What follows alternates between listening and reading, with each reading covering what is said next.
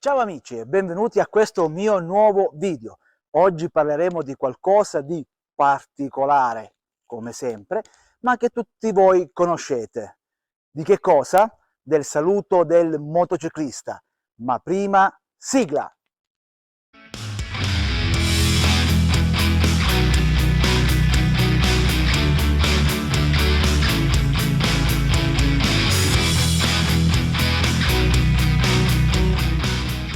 Avete fatto questo segno a un altro biker che veniva di fronte a voi e contemporaneamente l'altro biker ha fatto lo stesso segno? Questo è il classico saluto che si fa tra i biker. Ma dove nasce questa tradizione? Perché lo si fa? La leggenda vuole che nel Medioevo un cavaliere che proveniva dalle crociate, da una battaglia, faceva ritorno al castello dove l'aspettava una principessa, la principessa amata. Durante la strada il cavaliere cominciava a vedere le torri del castello, ma a un certo punto un altro cavaliere che proveniva dal castello eh, si avvicinava al cavaliere che veniva dalla battaglia. Quando a un certo punto il cavaliere che veniva dal castello fa questo segno come per dire vittoria e gli ha detto: amico mio, sono arrivato prima io della principessa. E quindi il cavaliere che amava la principessa, che tornava dalla guerra, dalla battaglia, è rimasto a bocca asciutta, se così vogliamo dire. Questa è una delle leggende, forse quella più accreditata per quanto riguarda il saluto del motociclista.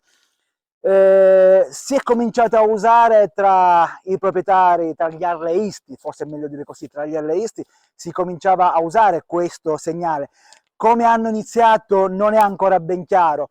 Qualcuno dice che cominciò a essere usato dai reduci del Vietnam, quindi la V sta per indicare Vietnam, sono stato io in Vietnam, quindi come saluto reciproco. E poi man mano dagli harleisti si è spostato a tutti i motociclisti, ma non è ancora ben chiaro. Comunque è una tradizione, è un segno di rispetto per salutare il biker che ci ritroviamo di fronte. Qualcuno magari utilizza lampeggiare, utilizzare gli abbaglianti quando lo si incrocia, oppure in situazioni un po' più rischiose, anziché staccare la mano dal manubrio, abbassa la testa, comunque oppure alza soltanto un dito sempre della mano sinistra in segno di saluto. Ma quello che più si usa è appunto allungare il braccio, fare la V per salutare il motociclista. In fase di sorpasso ho visto fare e faccio anch'io, di conseguenza sorpasso il biker e alzo la gamba destra, quindi appunto per salutare il biker che ho appena salutato, che ho appena sorpassato, scusate. Quindi questa è una bella leggenda, qualcosa di carino da poter raccontare.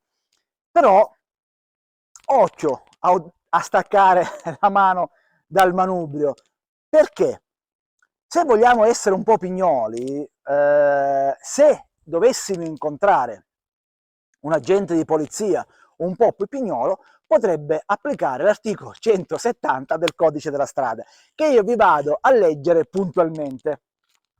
Eccolo qua, ovviamente non come tutto il codice, ho stampato la pagina dove si parla appunto dell'articolo 170 e dice: sui motocicli e sui ciclomotori il conducente deve avere libero uso delle braccia, delle mani e delle gambe.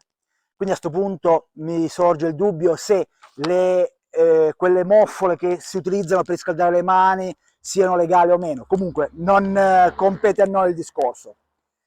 Deve stare seduto in posizione corretta, quindi a volte capita di vedere dei motociclisti che per sgranchirsi le mani e le gambe, scusate, si alzano in piedi sulla moto e proseguono il viaggio in questa maniera per qualche tratto, e deve reggere il manubrio con ambedue le mani, oppure con una mano in caso di necessità e per le opportune manovre o segnalazioni.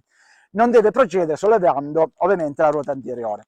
Quando qua dice che deve reggere il manubrio con tutte e due le mani, oppure con una sola mano in caso di necessità per le opportune manovre, ecco, quali sono le opportune necessità?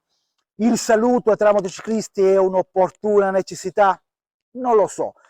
È anche vero che il saluto tra motociclisti è una tradizione e sono sicuro che nessun agente, nessun carabiniere applicherà mai il 170 se qualcuno di noi saluta il motociclista che vediamo di fronte. Però l'articolo c'è, il codice della strada ne parla chiaro ed è giusto che io ne parli. Vi dico anche qual è la sanzione non è leggera. Allora, la sanzione va da 83 euro a 332, quindi sono la sanzione minima 83 euro. Però la cosa più particolare è che c'è il fermo amministrativo per 3 mesi. No, fermo amministrativo lo dico per 60 giorni, scusate, 60 giorni fermo amministrativo. Quindi, se c'è qualcuno che volesse applicare questo articolo perché noi salutiamo, se troviamo il pignolo lo potrebbe fare. Comunque, a me piace rimanere nella leggenda, nella favola del cavaliere che va a trovare la principessa, ma che purtroppo la principessa è stata già raggiunta da un altro cavaliere che ha soddisfatto la principessa e che si è soddisfatto anche lui, chiamiamolo così. Bene amici, spero che questo video vi sia piaciuto. Se vi è piaciuto mettete un like, il pollicione verso l'alto, e poi se non lo avete ancora fatto iscrivetevi al mio canale. Come fare? È semplicissimo, basta cliccare sulla parola in rosso iscriviti che trovate qui sotto e poi se volete cliccate anche sulla campanella per avere tutti gli aggiornamenti dei video che io vado a pubblicare. Concludo come al solito ripetendo una frase famosissima di Nico Cereghini: casco, eccolo qua, in testa, bene, sempre allacciato, luci accese anche di giorno e tanta prudenza. Ciao amici e al prossimo video!